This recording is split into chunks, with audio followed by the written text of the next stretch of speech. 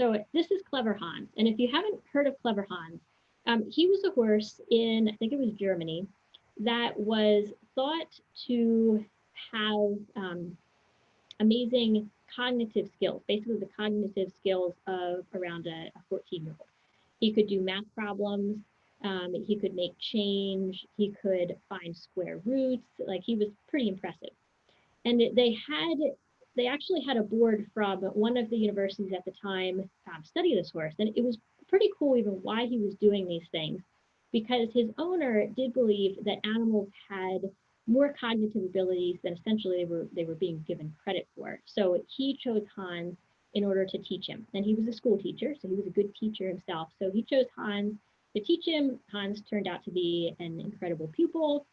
And then they started, touring and doing these things.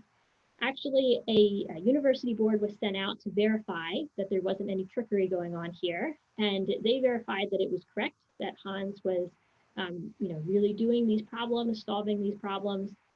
And then another individual also set out to look at this, and he did some more interesting tests. So he started bringing in other people and having them ask the questions of Hans, and most of the time Hans would get those correct as well.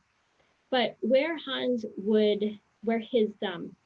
correct responses would drop almost to zero is when the person asking the question didn't know the answer. So as long as the person knew the answer, even if it was different people, he was almost always correct. When the person didn't know the answer, he was almost always